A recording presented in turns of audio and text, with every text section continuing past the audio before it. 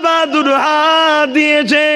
ওরে আমার বান্দা বান্দি রে, এই হাতে তুই নিজে প্রয়োজনের কাজটা মিটাবি। আমি আল্লাহ তোকে যদি দুটো হাত না দিতাম, তুই নিজের খানাটা নিজে খেতে পারতি না, তুই নিজের কাজটা নিজে করতে পারতি না, প্রয়োজন মিটাবার পরে পানি খরচটা পর্যন্ত করতে পারতিস না।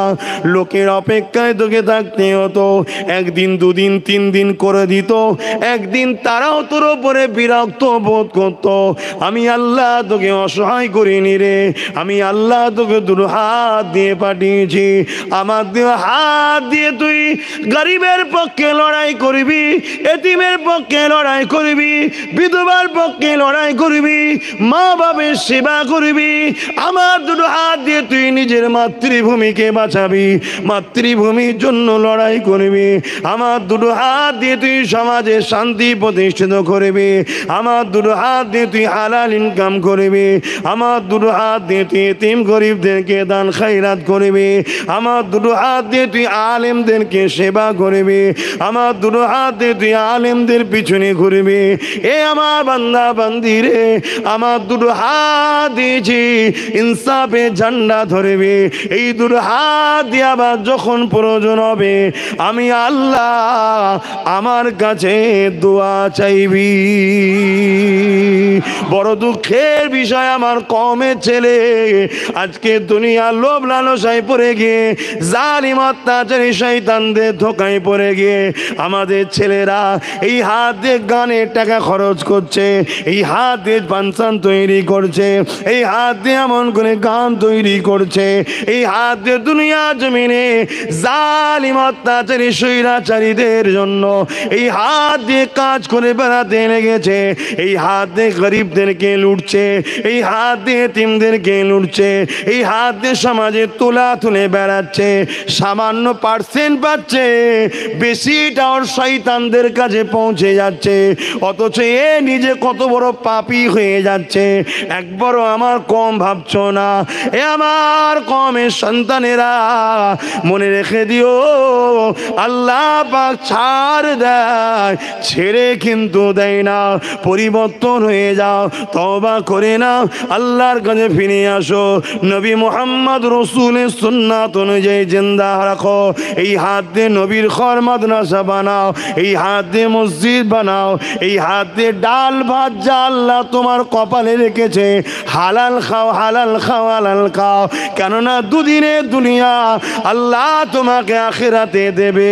যদি তুমি বিশ্বাসী হও আমার কথা মেনে নাও, আর যদি বিশ্বাসী না হও আমার কিছু বলার নেই। মনে রাখবে, আল্লাহ যদি দুটো পা না দিত বা পা দিয়েছে প্যারালাইসিস দিয়েছে, সমাজের কাছে তুমি বোঝা হয়ে যেতে।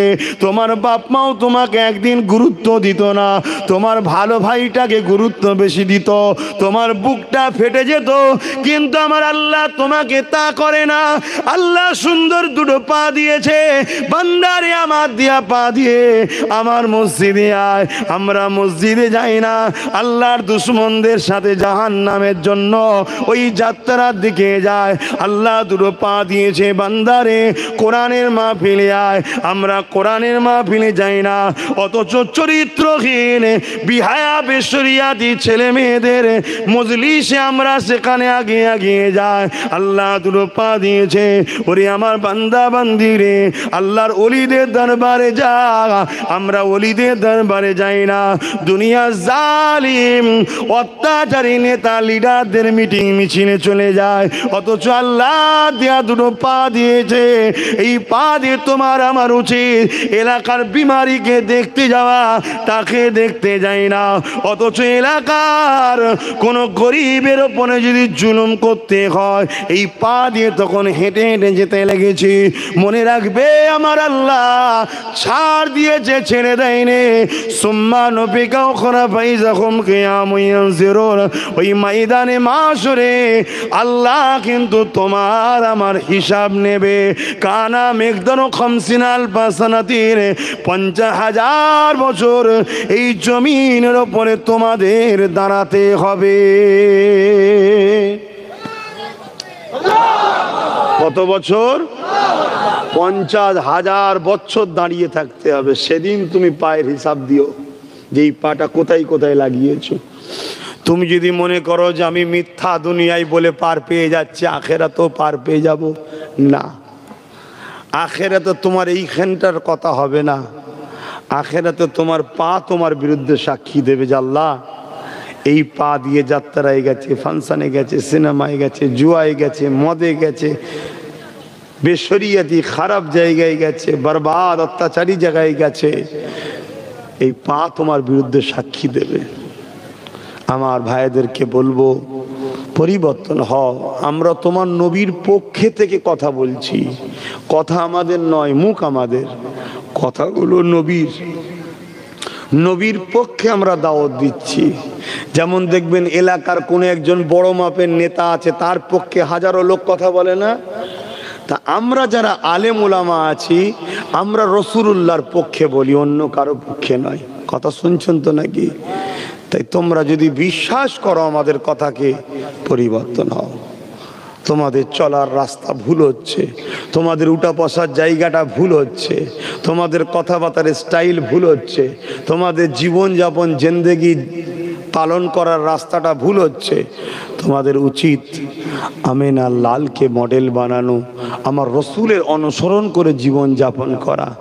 তোমাদের ধর্মনীতি আমার রসুল যেভাবে করতে বলেছে, অর্থনীতি রসুল যেভাবে করতে বলেছে, পরিবার নীতি অর্থাৎ সংসার কিভাবে হবে রসুল যেভাবে করতে বলেছে, সমাজনীতি পাড়া প্রতিবেশীর নীতি রসুল যেভাবে করতে বলেছে, হাত্তাকে তোমাদের রাজনীতি আমার রসুল যেভাবে করতে বলেছে, তোমাদের রাষ্ট্রনীতি আমার রসুল যেভাবে করতে বলেছে, তোমাদের সম্প্রীতি যেটা মানববন্ধন বলা হয়, অন্য ধর্মের মানুষের সঙ্গে কিভাবে মিশবে আমার রসুল যেভাবে বলেছে।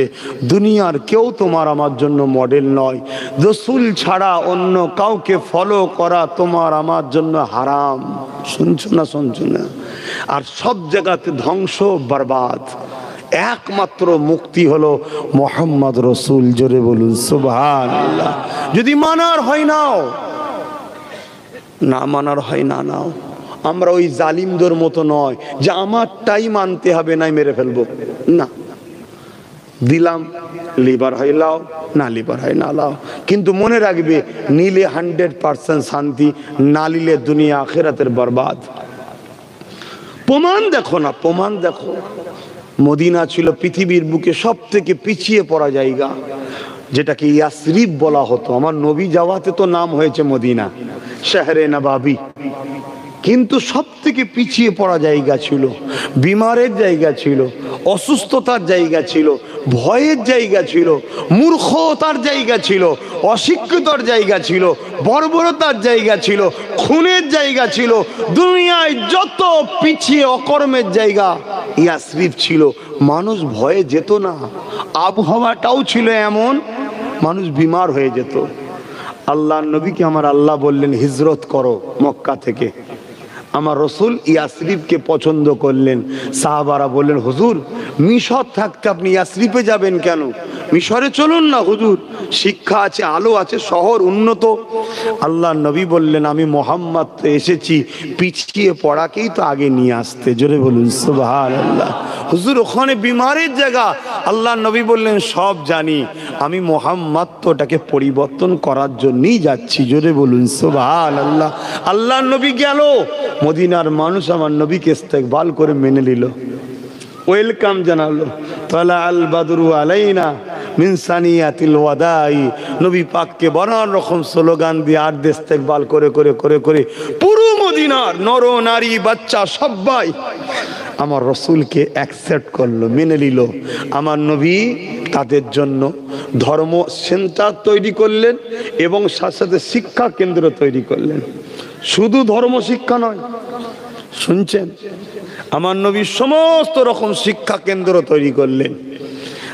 আল্লাহ নবী সেখানে রাষ্ট্র পরিচালনারও শিক্ষা দিলেন, শুনছেন, বিজনেস করার শিক্ষা দিলেন। আল্লাহ নবী সমস্ত ধরনের ফিলোসফি, দর্শন, হিস্ট্রি, কেমিস্ট সমস্ত রকম সায়েন্টিস্টের শিক্ষা দিয়ে মদিনাকে আস্তে আস্তে নবী পাক ডেভেলপমেন্ট করতে লাগলেন। আল্লাহ নবীর কথাকে ওরা অক্ষরে অক্ষরে মানতে লাগলো।